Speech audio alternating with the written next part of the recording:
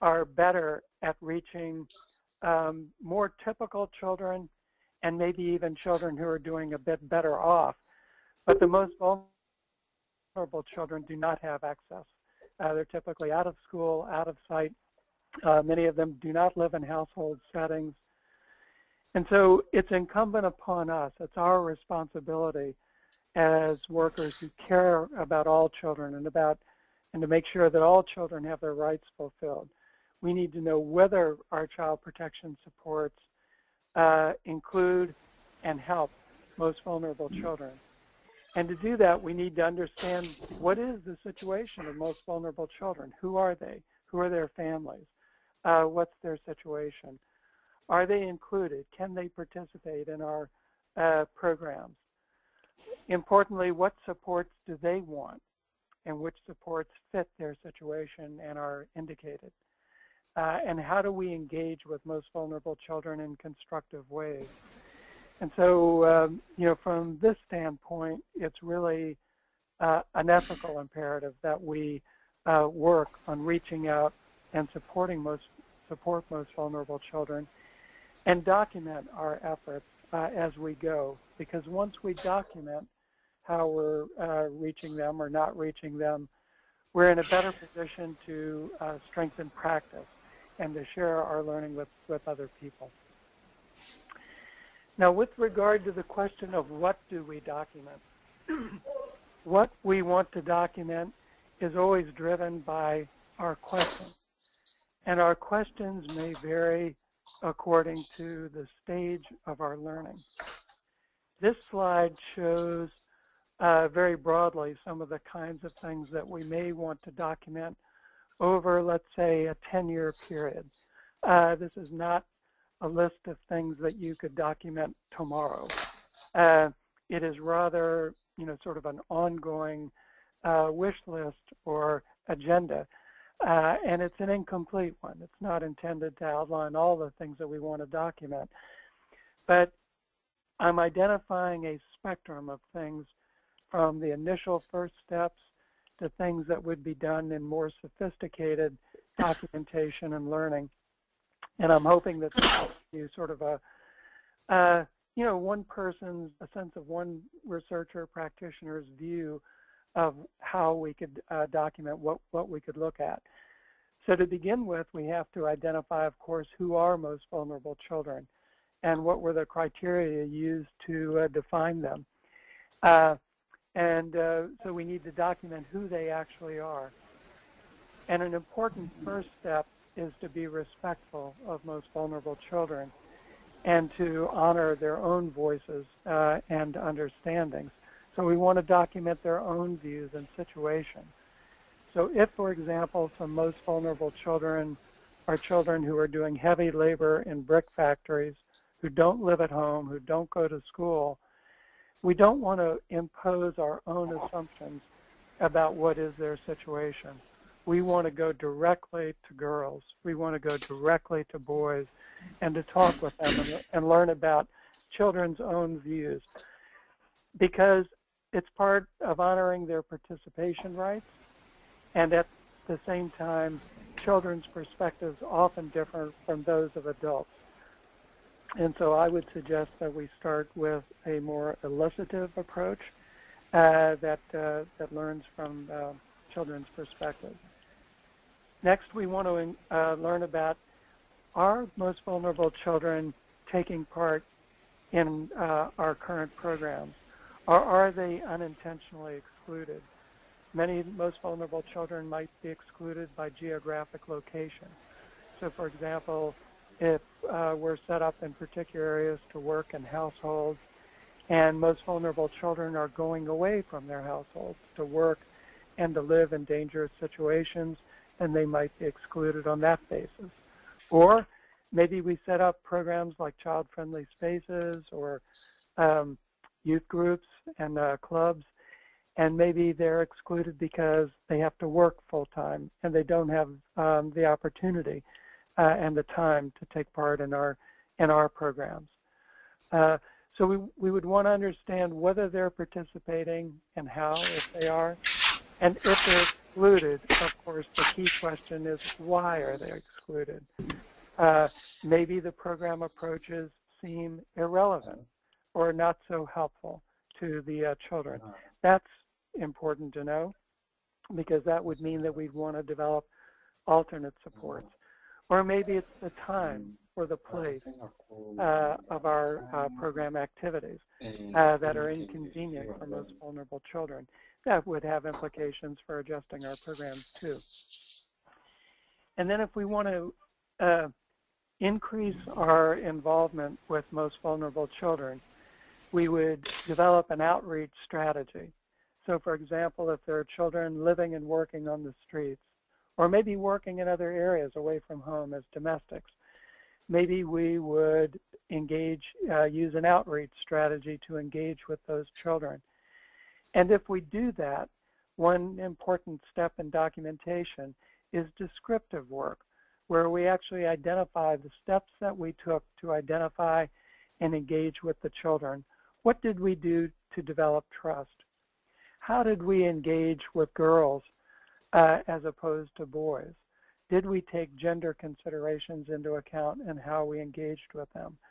Did we engage in different ways with young children as opposed to engaging with teenagers? Similarly, we might ask and try to document, how does the situation of most vulnerable children differ according to their gender, age, and possibly other variables such as socioeconomic status? So, I think it's axiomatic for all of us to never assume that the situation of girls and boys is the same. The risks are gendered. Protective factors are also gendered. And so it makes sense to try to learn systematically from girls and from boys who are most vulnerable, and maybe to look at different age groups and other variables as needed, and to try to document systematically, that is, create contrast, that deliberately identify what is the differing situation of girls, boys, and others. And then, because our programming always seeks to do two things, to reduce risk factors and to strengthen protective factors, we would want to, at the start, I think, try to identify what's the prevalence, how widespread are particular risk factors, like being out of school or being subjected to being at risk for early marriage. What's the prevalence? And also, what are the magnitudes of those risk factors? So if some children are at risk of sexual exploitation and abuse, is it a moderate level risk, such as teasing, or is it a very major and significant, profound risk, such as actual sexual abuse or rape? And then another piece of documentation on an ongoing basis is we want grounded measures of well-being of most vulnerable children. So we may have, as an agency, World Vision has a very sophisticated M&E approach. One question that I think often needs to be asked by all of us is, do our measures of the well-being of most vulnerable children correspond to the views of most vulnerable children? So if most vulnerable children, I'm making this up, if they told us that the most important thing for us is really being in school, that's what it means to be well, then how do we include measures of being in school as actual measures of well-being? Or maybe they measure particular elements of safety, or maybe particular outcomes having to do with having an income. How do we honor those and include those? If we're going to work with most vulnerable children, we need to not only show that we're benefiting them in terms of our measures. I would argue that it's useful to develop additional measures that respect their voices. It's part of an empowerment strategy that respects them and engages them as actors in improving their own protection and well-being. And then moving maybe a little bit closer to the current work of World Vision, what is the effectiveness of a particular program, Program X, or maybe a wider child protection system in supporting most vulnerable children? Can we actually document that? And so this is more a question of, is a particular program, such as child-friendly spaces or community-based child protection committees, actually improving the well-being of vulnerable children? And there are a variety of ways of doing that, and I'll talk about those in a moment when we turn to how. And then there are a whole series of questions long-term that ask about the comparative effectiveness. So this is a question not about whether our current programs work, but wouldn't it be nice to be in a situation maybe 10 years from now, wherein if someone asked World Vision workers, what's the most effective means of reaching children and supporting children engaged in dangerous labor who are most vulnerable, or children who are subjected to early marriage if they are among the most vulnerable? What's the most effective way? And secondly, what's the most cost-effective approach? And if this is a very widespread problem, how can we improve their well-being on a wide scale so that we're not just supporting 5 or 10 children, as profoundly important as that is, but we're really trying to work to prevent on a wide scale, and what's most sustainable. So after we decide what it is that we want to document, and like I said, you would pick and choose according to your question, then we turn to how to document. And I think there we have, first of all, to recognize the special ethical considerations that are associated with learning, research, and practice strengthening. And some of the issues have to do with stigma. If we deliberately reach out to most vulnerable children, do we tacitly, by singling them out, add to their burden of stigma? Or if we talk with them and ask what are their current circumstances, will they, even though we're not trying to do this, possibly name some of the horrible things that have happened to them before or that are current in their present environment, and that could basically add to their burden of trauma. Also, if we're reaching out to them and they're really living in quite desperate circumstances, would that raise expectations to unrealistic heights? How do we manage those? These are all problems that can be managed, but I just wanted to mention them because we should never just assume that we can get in the car and go running out to talk to most vulnerable children. There's a lot of training and a lot of work on ethics that needs to precede that. But I think our documentation work has been following a mixed methods approach, which I think is beneficial because it draws on the complementary strengths of quantitative data that we get from surveys or surveillance systems, and it brings in qualitative data that recognize the voice and agency of MVCs. And so we can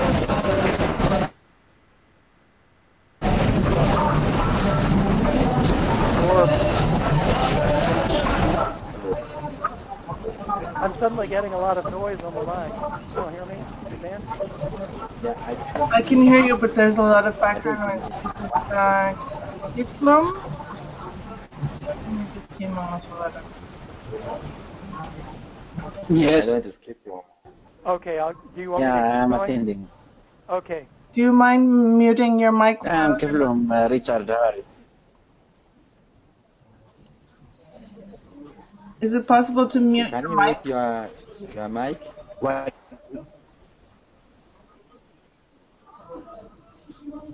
Okay. Okay, so maybe I will continue. It's very important to disaggregate by gender, as I've mentioned, and it's very useful in our agency learning to work in stages. So we're not going to solve the problem of documenting most vulnerable children in 6 months or a year. We're going to need to cover that full spectrum of work using these mixed methods. And I think a good way to do that is to work collaboratively with multiple agencies, with both academic and NGO partners who have different levels of expertise. And I take my hat off to World Vision because I think that's the heart of our current partnership. Richard asked me to say a few words about how to publish our work. And this could occupy a discussion of some hours, but here are some quick beginning thoughts. First of all, it's advisable to never conduct research and learning and then think about publication. It should be the other way around. Right as we begin asking our questions, we should be asking, who's the audience we're trying to reach? What are some of the relevant options for journals? Who has, if we want to reach a really wide audience in developing countries, we might want to choose journals that provide open access to articles. That is, you don't have to subscribe to the journal. You can get the articles for free. And how accessible are they? And we would scope out possible publication venues in advance. And so if we were doing work that does not include randomized control trials and comparison groups, that's going to rule out some of the journals that require the most robust methods. So, okay, the Lancet, British Journal of Medicine, and some of those might be out. But there still might be some very good journals that have a wide circulation, that are available, and that are possible. And it's useful to seek to try to identify some of those even at the design stage, and to think about making our designs very systematic, and where we can, using designs such as those that include comparison groups that allow us to make causal attributions, so that we can say there's not just a difference between baseline and inline measures that show that there's a reduction in risk to children and an improvement in children's well-being, but we can say that bigger changes occurred in the group that got our intervention, as opposed to a matched or equivalent comparison group that lived in roughly the same situation, but that did not receive those interventions. That helps to rule out changes that might have stemmed from improvements or changes in the political environment, the economic situation, and so on. But here's the key stumbling point or challenge for people like us who want to publish our data. And let me just give a concrete example. As practitioners, we tend to start from problems of practice. So I could imagine a paper that we were writing as practitioners, starting out to define the problem by saying something like this. An important question in the field of child protection is, how can we reach and include and benefit the most vulnerable children? From a standpoint of practice, that's a really strong opening, and it's a really valuable approach. But it is not something that has currency for publishing in journals. Journals seek to build theoretically derived knowledge. And the whole question that's going to be applied to every paper, does it deepen our conceptual understanding? Does it explicitly build theory? And if it's not designed to build theory, does it build on and contribute to the conceptual frameworks and understandings around child protection? And so the writing has to be done in a very different style. At every point, we need to be thinking about referencing, linking with, and basing our research on conceptual frameworks. And some of those that relate to MVC work are things like child protection system strengthening, social ecological frameworks of child development, frameworks related to strengthening social capital, and theories of social exclusion or inclusion.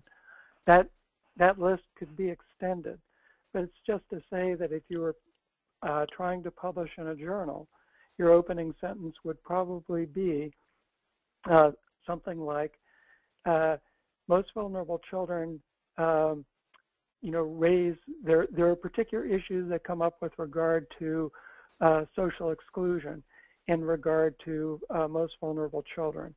And then you would go into various theories of social exclusion or social capital or social ecological theories and outline what are the big questions there that relate to those theories. And so it's a matter of writing in a way that is conceptually and theoretically deep. And Richard, I bet you'll have a lot to say about this since you're in the midst of your doctoral work. Every paper that is submitted to a journal is subjected to peer review.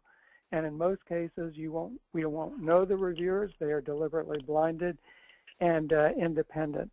And the reviews tend to be quite in-depth, robust. They look at everything from the quality of conceptual analysis to methodological robustness, adequacy of the statistical analyses, do the conclusions reached follow from the data? Are there confoundings that might have been there that were problematic that should have been identified? Were ethical issues addressed, and so on? And from my standpoint, this is one of the greatest sources of professional learning and deepening that one goes through. So some people take it as kind of a difficult process. I take it as a great opportunity to learn from colleagues who sometimes have very different points of view, or who maybe have greater methodological expertise, or as I think of it, maybe they're just a whole lot smarter than I am and they can, help me think more deeply about things. So in any case, there are lots of ideas that will come out of that. The editor will then advise that you need to make revisions if the paper seems appropriate for that journal. It's not unusual for a journal editor to say, based on these reviews, it seems that maybe this paper is not such a good fit for our journal. And here I think it's important, to just be humble and just, learn to say that not every paper is appropriate for a good fit for every journal. And getting a rejection is not an indication of failed research. It's usually an indication of not a good fit. And so, for example, I might do a paper on ethnography that I think is really very strong, and maybe it gets a couple of very positive reviews. But maybe it's for a journal that focuses more on quantitative data. And there is a split between quantitative and qualitative researchers. It's unfortunate because, as we've said, those approaches are complementary. They're not in conflict. But in that split, there may be people who say, this is too anecdotal. This is too this or too that. And so my paper, even though it's quite strong, might get rejected from that particular journal. So that would mean that we'd need to go try to find a journal for which it's a better fit. This is very much part of the process of publishing, and I just wanted to name that up front. Also, communicating with the editor is an important part. So if you are responding to and revising in light of what the peer reviewers have told you, we need to write a letter to the editor when we resubmit and tell them exactly how we've addressed the points raised by the different reviewers. With regard to writing, I was asked to say something about formatting. Style and so on vary tremendously, as we'll see in a moment, but a typical formatting for submitting a paper to a scientific journal is to double space throughout, and you create a first page that has the title and the names of the authors and their affiliations, and maybe some keywords. In our research, keywords might be most vulnerable children, child protection, child rights, and maybe some others. The second page would consist of an abstract, and it's of different lengths, but a standard length is maybe about 200 words, and that's a summary of the whole paper and your key findings. And that I would suggest we write that last, after we've identified, hammered out the whole paper. Next comes an introduction, and it's typically several pages long. It defines the problem and the importance of the work. It situates the work amidst conceptual frameworks. This is part of, making sure that we're focusing on contributing to knowledge. We're not just contributing to practice.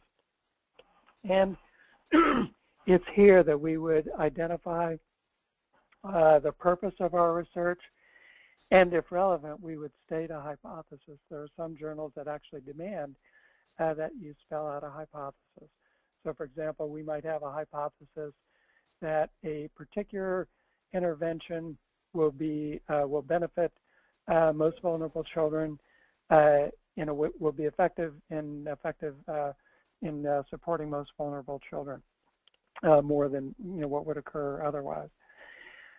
And then we have a methods section, and this is terribly important, where we have to identify who are the subjects, whom did we sample, what was the sampling method or frame, what were the selection criteria, which sites were included and why, what were the data collection methods, were they quantitative, were they qualitative, and how were they decided upon, what did they consist of, and why.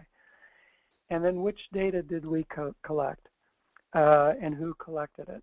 How well trained were the researchers? How were the data analyzed? When was the research conducted? And what ethics, what considerations were in place to protect the ethics and to meet the ethical obligations of the research?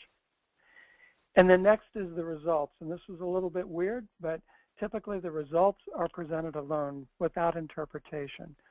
What were the main trends? So if we looked at 4 countries, are there things that could be said across all the countries?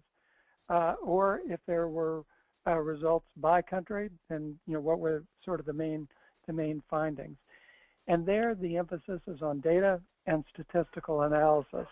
And typically you try to demonstrate that you did not go on a so-called fishing expedition with regard to statistics, but maybe you had some planned contrasts that you were taking a look at, and you report on whether those yielded significantly different outcomes, significant changes at some predefined level of probability. Typically, you want a probability level at 0.05 or 0.01 so that you can say it's unlikely that the results, that the significant differences achieved could be attributable to chance, and you've got a very high level of confidence in that. And then you want to identify subsidiary results, and maybe if there are narrative data, qualitative data, you might want to triangulate those so that you have different sources converging. So if you're looking at effects on children's well-being, it might be very significant to hear the voices of children, but also to have data from parents or from community leaders, particularly if they show a consistent pattern. And then one needs to identify whether there were inconsistent patterns. In some cases, things might have fallen into a nice pattern, but in other cases, there may have been departures or even surprising findings, so we identify those. And then where you do the interpretation, probably 90% of the time, is in a separate discussion section. And there you start off usually with a very short summary of key findings, and then the key is that you analyze now and interpret the findings. What do these findings mean? This intervention was highly effective in reaching most vulnerable children. It's highly unlikely that it was due to chance or political, changes in the political or economic environment, because we had a comparison group, and on and on. And then the key is that you bring it back around to your conceptual frameworks and talk about, what does this mean? How does this advance the knowledge? So maybe we thought that this intervention would build social capital for most vulnerable children by strengthening their linkages with others and by maybe encouraging help-seeking behavior. But maybe we got only part of that. Maybe we found that there were more linkages with people, but maybe there wasn't much more help-seeking. So that's the kind of thing that would be significant from a knowledge standpoint. And then what are the limitations of the study? Maybe there wasn't a fully representative sample. Maybe there were some problems with the data collection, extraneous events or whatever. And then importantly, what are suggestions for further research? And then the paper typically ends with references, and which is actually quite an important piece, and tables and figures are actually included at the end. You have call-out sections in the results method where they go. So you would have, depending on style, table 1 goes here, figure 1 goes here, but the actual tables and figures go on separate pages at the end of the manuscript.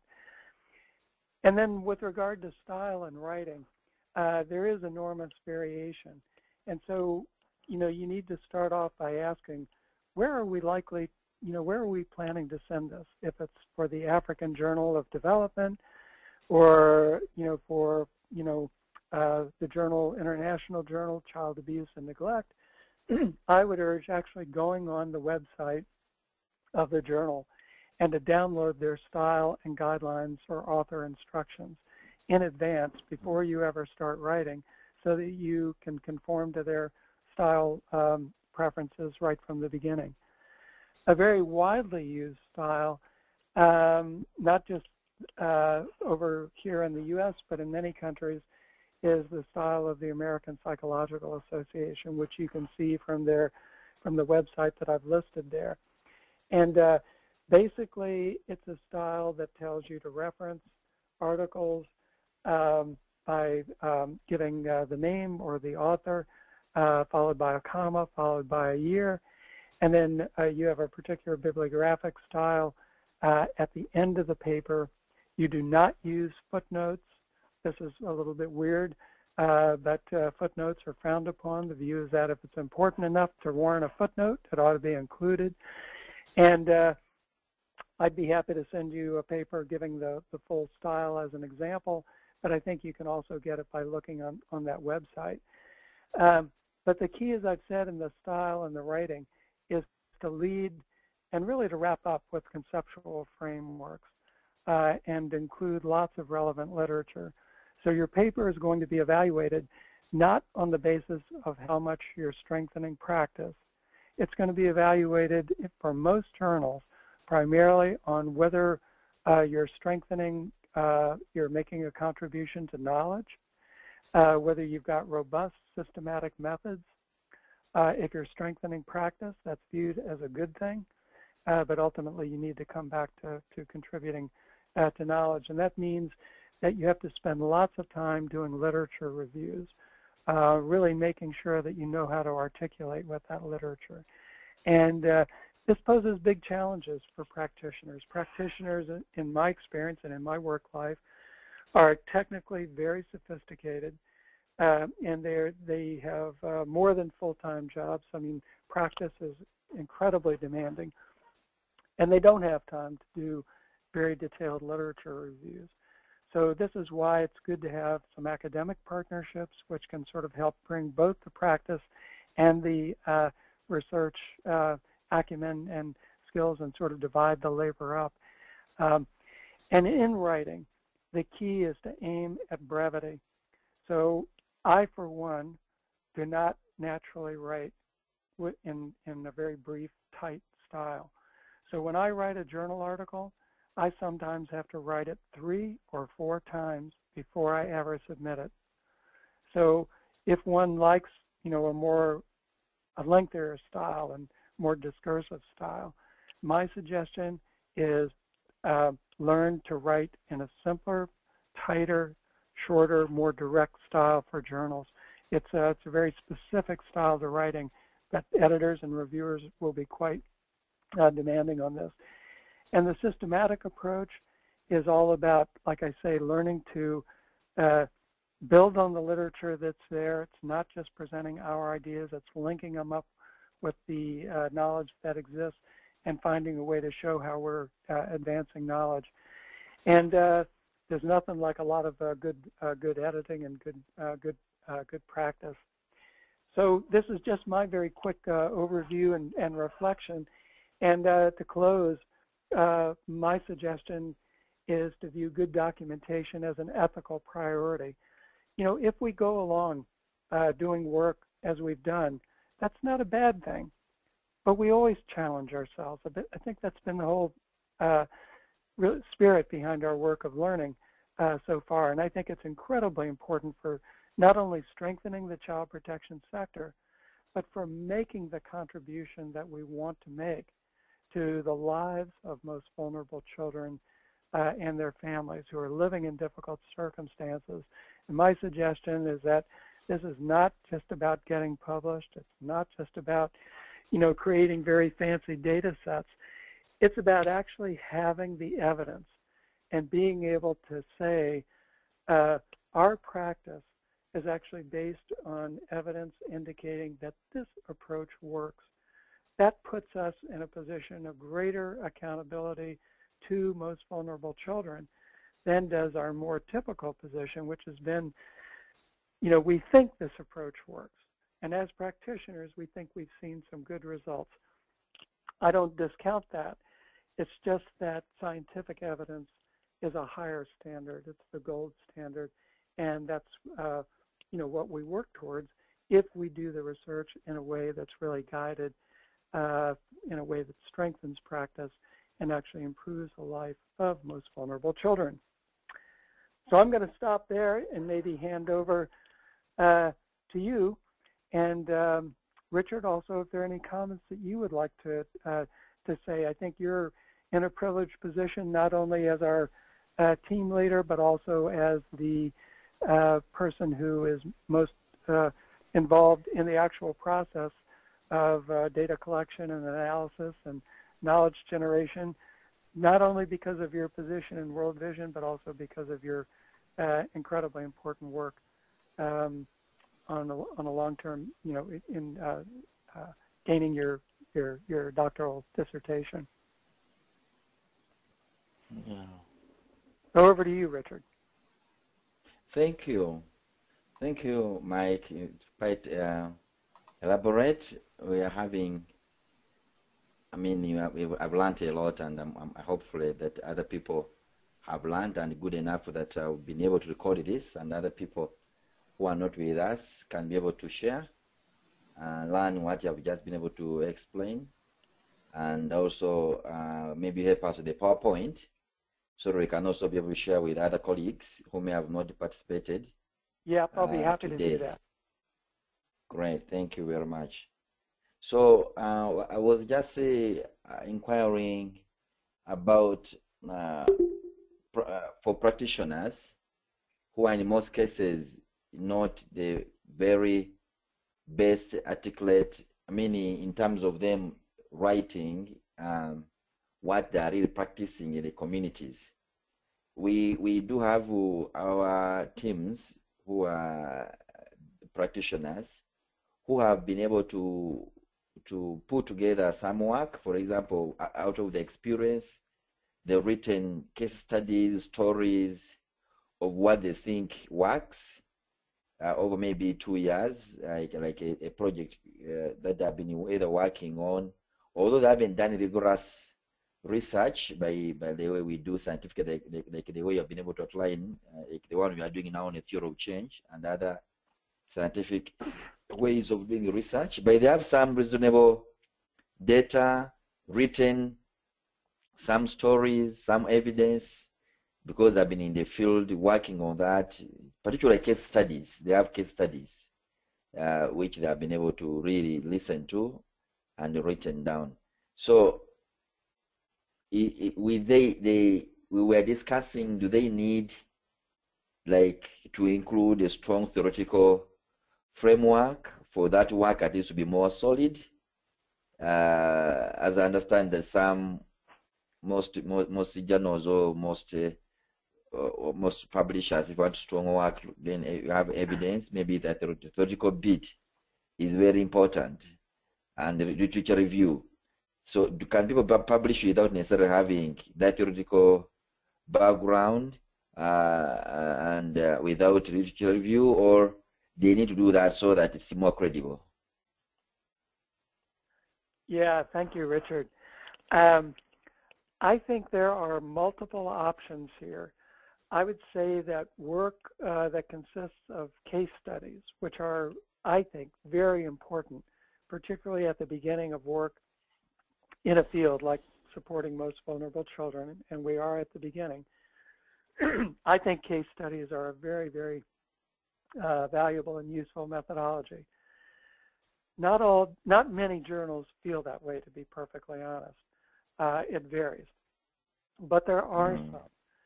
And so one possibility might be, and I'm making this up, I'm not quite picking it out of a hat, but I'm drawing upon my own limited knowledge of journals, the journal Intervention, which deals mostly with children affected by armed conflict, is interested in publishing different kinds of work, and they are open to case studies. And they typically expect at the beginning of a paper that one would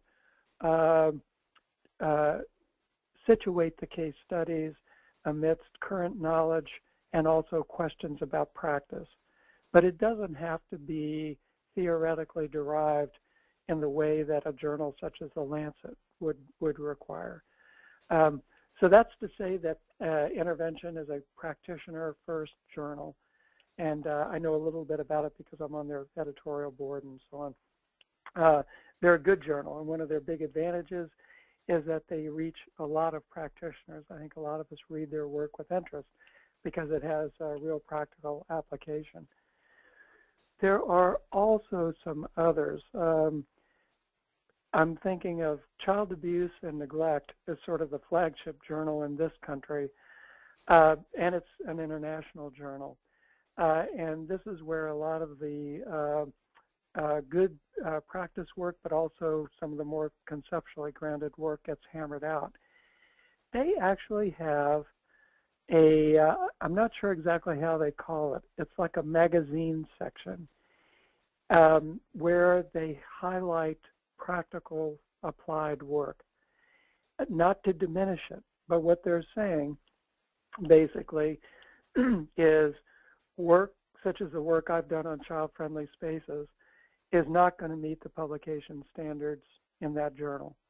But it is important, and they recognize it as such. And so they'll, maybe ask for a paper, in which you, sort of outline this practice approach and you bring forward some case studies or something so that their readers can learn about it.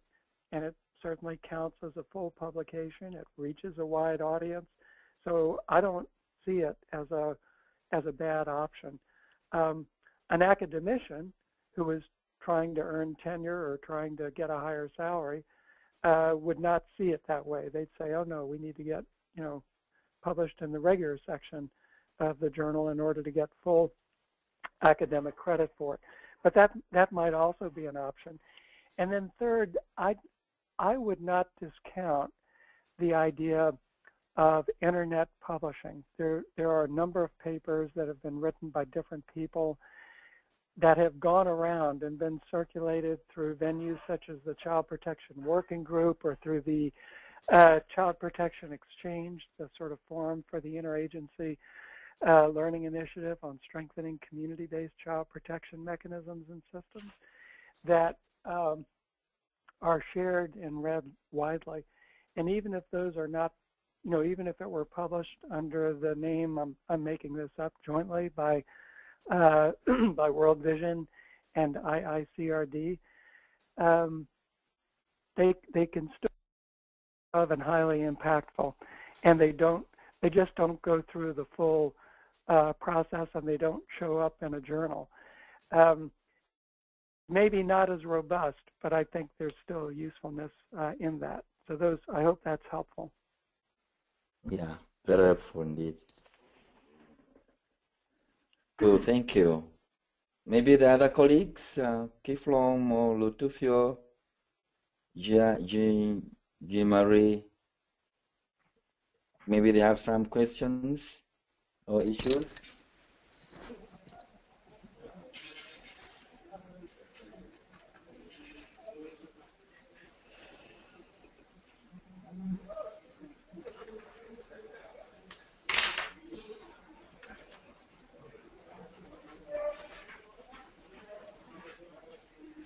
Lutufio, are you still there?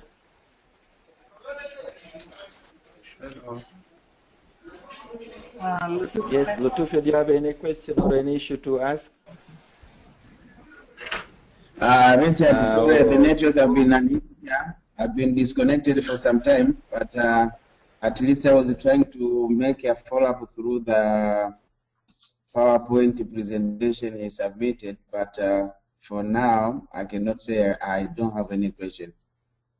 Okay. Sorry you got disconnected, Latutio. Such are the challenges of our technology. Never sad. Kiflom, do you have anything, Kiflom?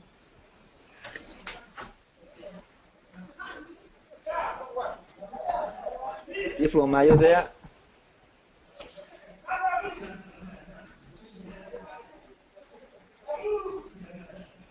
We seem not be having Kiflom Moro is muted. Jean and Leon, do you have any question or any issue? Yes, Kiflom, do you have any question? Hi, my name is Leon from Rwanda. Yeah, I really appreciate this session. It's been a good learning experience. We've been taken through the academic research that most of us maybe are not aware of. And I think if this has been a long-term project, we would go for a scientific research, for making up our study findings, good quality documents that can be published according to the guideline. I like the structure of the final document for a research document that can be published. So this is really good. From this, I would like to ask him. Michael, a simple question: how best can we refine our studies basing on operational research methodologies to be able to meet the standards of documents that can be published in journals? Thank you. Yeah, thank you, Leon, for that good question. I think one of the most fundamental things that you can do in the long run is to continue the journey of learning through discussions like this. I would say that we never fully reach an end point in our understanding of how to strengthen our methodologies and our operational aspects of our learning. And if it were me and I were working in Rwanda, I would look for opportunities electronically to learn, webinars and so on. But maybe also I would ask for ongoing workshops or participate in workshops that are organized. For the data sets you've already got in hand, my sense is that you have some publishable material. And there, my suggestion would be something like this, and please take this as only a suggestion. You know way better than I do. I think that the best approach would be for each country team to sit down and pull out some of the things that they think are their strongest, most interesting findings. Strongest meaning well backed by the methodology, case studies are very compelling, Okay. and that kind of thing. And then sit down with someone who's a good researcher. So, Okay. and again, I'm making this up, but you might sit down with Philip Cook, who of course is really an excellent researcher and practitioner, and have that researcher who cares about your practice, who's supportive of your methods, question you and try to go deeper and to try to identify additional information that may help fill in any gaps or maybe bring to the fore some additional information. So, and then that would occur over, a period of a day or two. And then there might be some additional, sifting through data by the team. And then eventually the whole thing would be handed off to someone to write up. So in other words, I'm suggesting not just starting writing based on the data, but actually, sit down, take the collaborative approach, and actually have a country team sit with the researcher, with the country team having already brought to the fore some of the things that they think might be publishable and that seem worthwhile and strongest, and then working with the researcher to try to, figure out, okay, if this is the case study, we don't know, we're not hearing anything about, where the person was located or lived or what kinds of ongoing challenges they faced. Maybe that was thin. But maybe the researchers who are present can say, oh, we have that information right here. And, so you can fill in right there. For some other things, there might be, questions asked such as, gee, this case covers a 2-year time span. That's a long period of time. That's not a bad thing. But anyone who does a case study over 2 years has a responsibility to identify were there outside changes going on during those times that could have produced the changes. That may be something that the team needs to discuss as a whole, and the researcher could sort of help, facilitate that and identify, help the team identify whether those things likely produced changes or likely didn't. So maybe there was a new government policy on social protection, but maybe the researchers or practitioners know that policy was not actually implemented at village level in these areas. So it's that kind of process that I think would actually help to deepen the knowledge. And similarly with regard to the quantitative data. So maybe the analyses have been done, but sometimes it's useful for the researcher to actually sit and ask questions. Maybe there are additional statistical analyses that need to be done to make the case. So I'm envisioning that three-step process. Team does some work, then the team sits with the researcher. Maybe the team does a little more work, and then some actual writing begins. I don't know if that's too ambitious, but that's my suggestion. Yeah, that's clear with me. Thank you. You're welcome.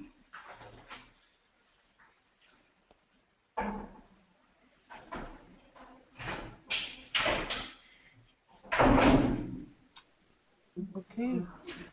Yeah. Thank you, Mike, and thank you, Leon. Yeah, I think that the element or the idea of having some coach or mentor. Yeah. People have done this before. As you embark on this journey, will be very, very useful. Identifying those people who have been in the field of writing and writing well, researchers, like me giving some examples we have. That would be great to start with, so that we look into them, what they've done, and then their guidance will be very helpful. Also to mention that World Vision has some kind of guidance on publishing.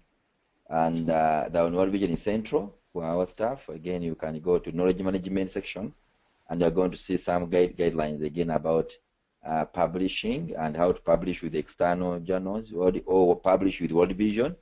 World Vision can also publish your work, but we need to also sometimes publish with some journals. So that guidance on the website, and soon we are going to write the East Africa region.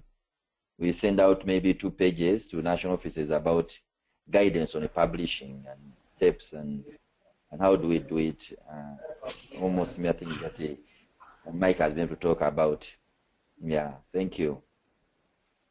Thank you. Great.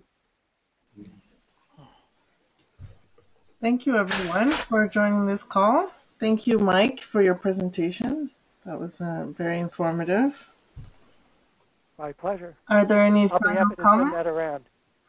Yeah, I will be sending it around so the people that were disconnected and the people that couldn't join us can watch it after.